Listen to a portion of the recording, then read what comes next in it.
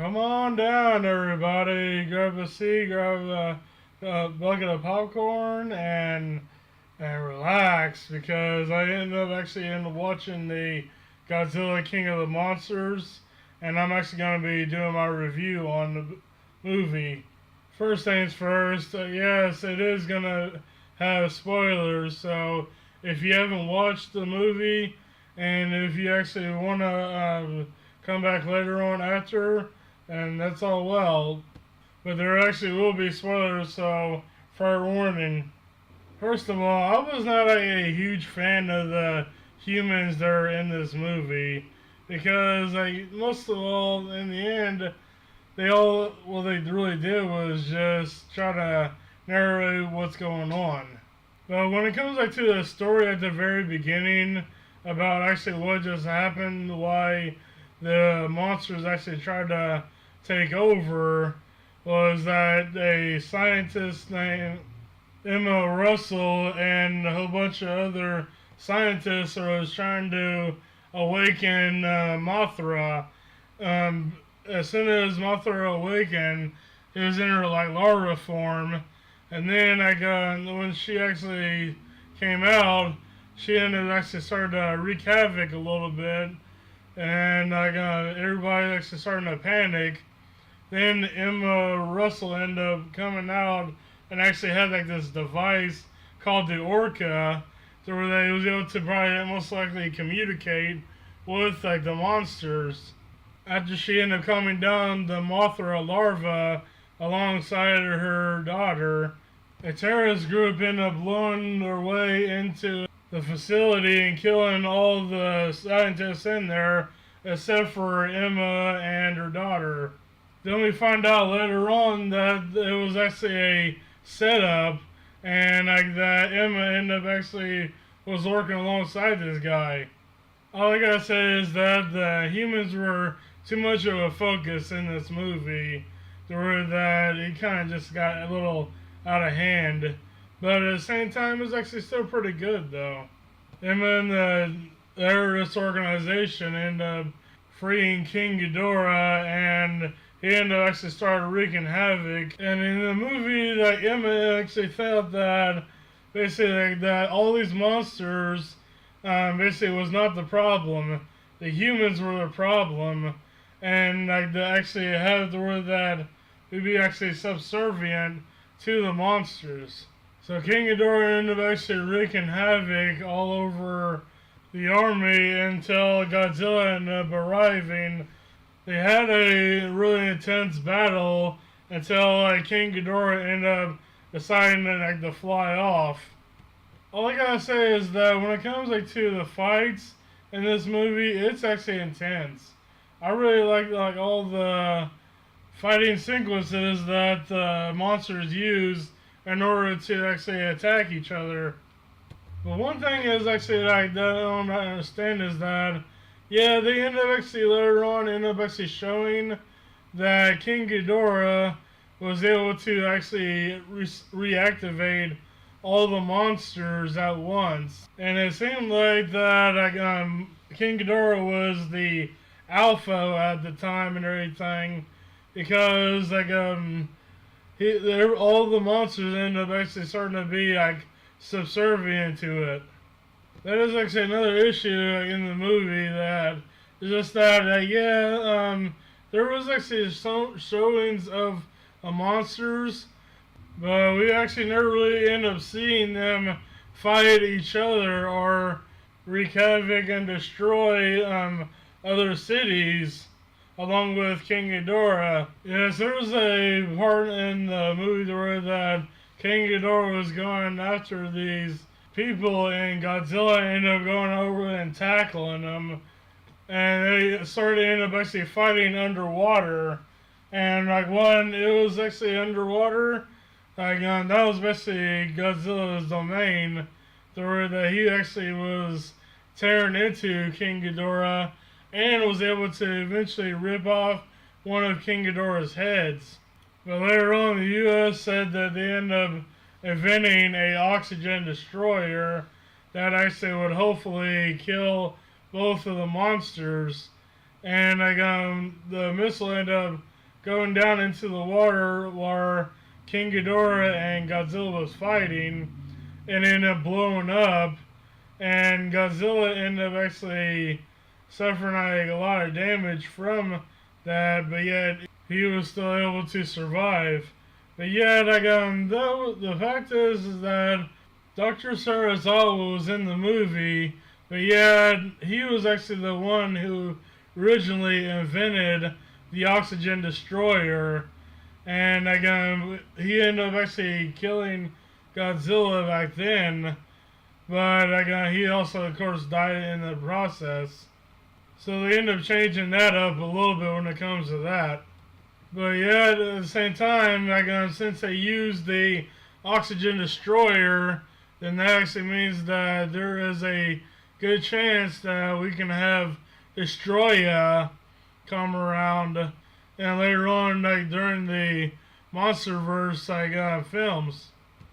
But yet, the oxygen destroyer did not have any effect on King Ghidorah, because they found out that King Ghidorah was not a part of the monster hierarchy. He was actually an alien dragon.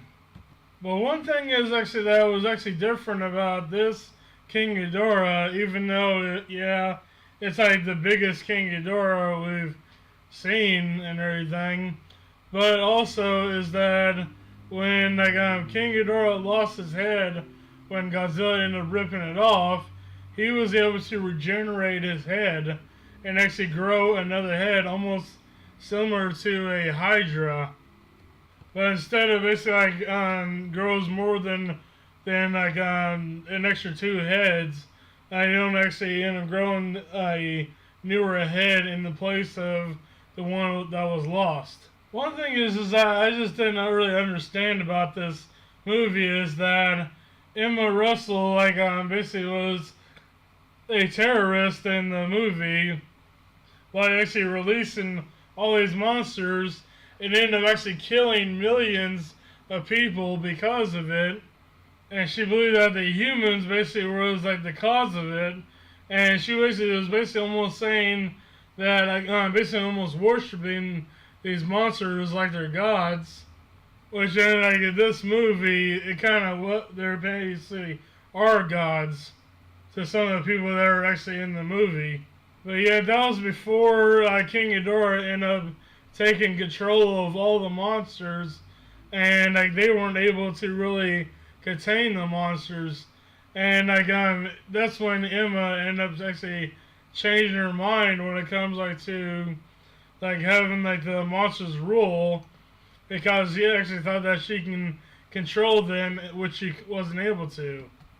Because of the oxygen destroyer, Godzilla ended up resting in his little area that he ends up living at underwater that gives off kind of radiation. But yeah, that would actually take a while for him to recover from the oxygen destroyer. So Dr. Sarazawa thought of an idea actually about having where that uses the nukes and actually trying to restore Godzilla back to his prime. And Dr. Sarazawa ended up actually sacrificing himself by using a nuclear warhead. It ended up actually detonating it and ended up blowing himself up, but yet gave Godzilla a energy boost to where that he was able to fight King Ghidorah yet again. And because of that, Godzilla was ended up fighting King Ghidorah for the 3rd round. And when King Ghidorah and Godzilla was fighting, Mothra ended up actually trying to help by shooting her strings at King Ghidorah and ended up trapping a couple of his heads. But out of nowhere, Rodan ends up actually starting to attack Mothra, and they end up actually getting into a huge fight. Through that, Mothra ended up getting severely hurt by Rodan, and Rodan ended up actually having Mothra pinned up against this skyscraper, and was trying to jump off. Mothra's head, but Mothra was able to stab Rodan in the shoulder and end up actually dropping him off, and they end up getting seriously hurt. The battle between Godzilla and King Ghidorah started to heat up, and because of the nuke that blew up on Godzilla, his radiation levels gotten so much tremendously high where he actually was almost about to overload and melt down. But yeah, King Ghidorah ended up getting the upper hand on Godzilla and ends up actually lifting him up into the sky and ended up basically dropping him from very high distances. But this is actually one thing that kind of doesn't make sense to me in this movie, is that Godzilla at this point, he's highly radioactive, and his radiation levels are supposed to be through the roof. But when he ended up actually falling, and the radiation from his fall waved out throughout the air, and people were there, but yeah, they were able to still be alive. The radiation from the wave that Godzilla emitted from his fall should have actually killed every single last human in that area, leaving the entire area uninhabitable for the humans. But no, they end up actually surviving, even though they're actually getting hit with radioactive waves. And also near the end, Emma ended up actually starting to have a change of heart and ended up trying to lure away King Ghidorah from Godzilla because Godzilla needed to recover from that fall. And out of the blue, she was actually able to maneuver and try to dodge out of the way of King Ghidorah, but eventually ended up actually catching up to her. And then she says, "Long live the king." And then we actually see that there was a huge rise in temperature, and Godzilla actually was burning, turning himself into the burning Godzilla. And King Ghidorah was actually shooting his gravity beams at Godzilla, but it was actually no effect. Then Godzilla ended up using a energy nuclear repulse that was able to fry King Ghidorah, basically almost turning him into ashes. And when he had to at least do that twice, and ended up actually frying King Ghidorah to ribbons. And after the battle, there was quite a few the monsters that followed King Ghidorah because he was the alpha at the time. But yeah, they end up starting to bow to Godzilla, making him the new Monster King. After that, a lot of people actually was saying that, yeah, I'm glad he's on our side. And then this Asian woman in the movie, she ended up saying, "For now."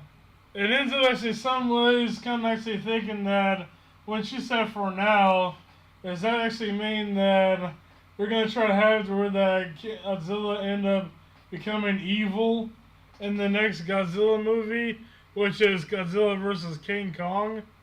One thing I forgot to mention is that there was actually a Muto that was actually there and bowed down to Godzilla, which at the same time I'm thinking, okay, a Muto and the bowing down to Godzilla.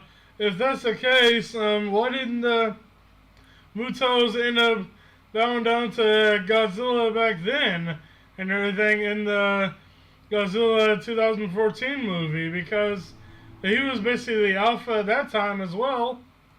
Yeah, that kind of actually didn't make any sense when it comes to that. All in all, the movie was actually really good, but at the same time, there was a lot of things that didn't really fit, and also didn't really need to be in the movie. Only thing is that I would actually recommend watching this movie if you actually are really big into like kaiju giant monster movies, and like want to actually see a like throwdown, beat down brawl between like two giant monsters, then yeah, definitely watch this movie. But all in all, I had to take the good with the bad when it comes to this movie because I mean, yeah, it's really good. It's just that like some of the plots in this movie kind of actually didn't actually need to happen, and there need to be way more kaiju fights in this than it really was. They're also like setting up for the next movie by having a drawing in like one of the ancient ruins of King Kong fighting against Godzilla, which basically was just a setup for the King Kong vs. Godzilla movie coming up next.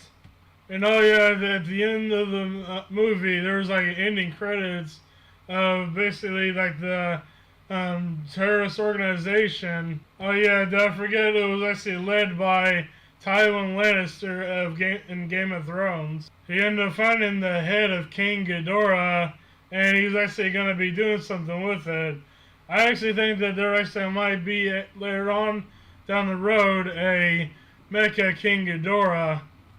But yeah, that was my honest review on the movie. Like I said, I would recommend watching it, and it is a good movie, but it just ain't a perfect movie.